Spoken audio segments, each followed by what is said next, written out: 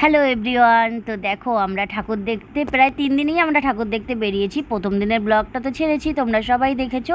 তো আজ বেরিয়ে পড়েছি বারাসাতের উদ্দেশ্যে। তো দেখো বারাসাত চলে এসেছি, কিন্তু আজ একজন স্পেশাল লোক আছে, সেটা হচ্ছে মা। তো মাকে নিয়ে বেরিয়েছি আজ ঠাকুর দেখতে। অনেক বছর পরে মা আমাদের সাথে ঠাকুর দেখতে বেরোলো, কারণ অনেক বছর মা বেরোয় না। মাকে অনেক বলি কিন্তু বেরোয় না। এই বছর মাকে জোর করে নিয়ে আসলাম ঠাকুর দেখার জন্য।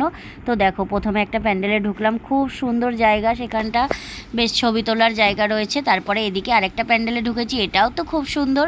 এই দেখো বেরিয়ে পড়েছি আমরা সবাই। তো এই যে মা আছে পেছনে, মনা, আমরা একসাথেই আছি সবাই। দেখো প্যান্ডেলটা দেখছি ভালো করে, দেখে বেরিয়ে আরেকটা সামনে প্যান্ডেল আছে, ওই প্যান্ডেলটা দেখবো। আজ এসছি আমরা বারাসাত। দেখো প্যান্ডেলটা এখান থেকেই দারুণ লাগছে, তাই এখান থেকে ক্যামেরাটা করলাম। দারুণ মানে খুব সুন্দর লাগছে প্যান্ডেলটা এখান থেকে, জলের মধ্যে মনে হচ্ছে এদিক ওদিক, মানে দারুণ লাগছে আর কি বলবো। তো সামনে লাইটিং আছে, লাইটিংটাও খুব সুন্দর হয়েছে। চলো তোমাদেরকে দেখাই লাইটিংটা। এই লাইনে দাঁড়িয়েছিলাম আমরা, খুব বেশি লাইন নেই কারণ রাত তো অনেক হয়েছে, প্রায় রাত্রি 1:30-2 বাজে এখন, সেই কারণে রাত তো অনেক হলো, ওই কারণে খুব একটা ভিড় নেই। দেখো লাইটিংটা কিন্তু খুব সুন্দর করেছে। তো আমরা এই ঠাকুরটা দেখবো, আর কাছাকাছি 2-1টা ঠাকুর আছে, সেই ঠাকুর দেখে রওনা দেবো, কারণ বেশি হাঁটতে পারছি না, পা তো ব্যথা হয়ে যাচ্ছে, এইটুকু হেঁটেই পা অনেক ব্যথা হয়ে গেছে।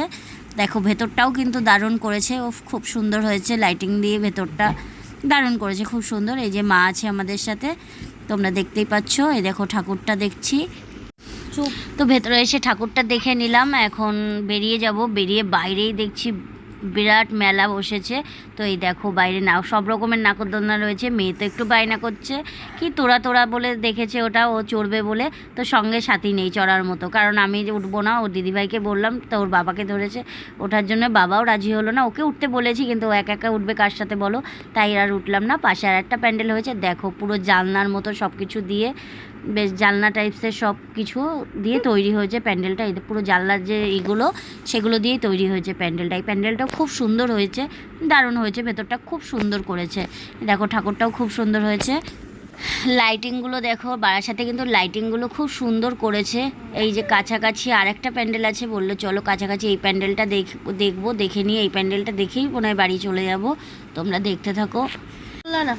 এই প্যান্ডেলটাও কিন্তু খুব সুন্দর করেছে, দারুণ করেছে। লাইটিংটা একবার দেখো, সত্যি দেখার মতো হয়েছে প্যান্ডেলটা। তো এই প্যান্ডেলটা একটু ভালো করে দেখো, ভেতর সামনেটা খুব সুন্দর ডিজাইন করেছে। দেখো এই প্যান্ডেলটায় ভালোই ভিড় ছিল, অত রাতেও প্রচুর ভিড় রয়েছে প্যান্ডেলের ভেতরে।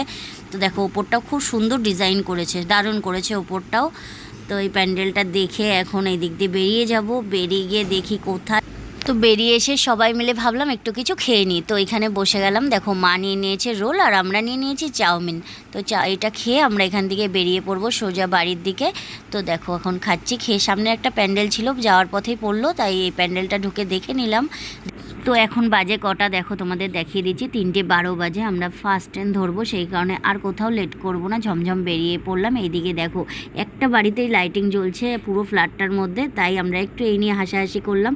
তারপর সোজা চলে গেলাম স্টেশনে। তো প্রচুর ভিড়, মানে বুঝতেই পারছো, স্টেশনের ভিড় দেখে তোমরা বুঝতে পারবে যে ট্রেনে কীরকম ভিড় হয়েছে, মারাত্মক ভিড় হয়েছে। মাকে ট্রেনে তুলে দেবো, দিয়ে আমরাও ট্রেন ধরবো। ওইদিকে দেখো 3:34 বাজে এখন, মার ফার্স্ট ট্রেনের টাইম হয়ে গেছে। মা যাবে হাবড়ার দিক, আমরা যাবো মধ্যমগ্রামের দিক। আগে তো মার ট্রেন, তাই মাকে আগে ট্রেনে তুলে দিয়ে তারপর আমরা বেরিয়ে যাব। তো বন্ধুরা আমার ভিডিওটা এই পর্যন্তই। তো তোমাদের যদি ভালো লাগে লাইক কমেন্ট শেয়ার করে দিও। তো বন্ধুরা এখনকার মতো টাটা, সবাই খুব ভালো থেকো, সুস্থ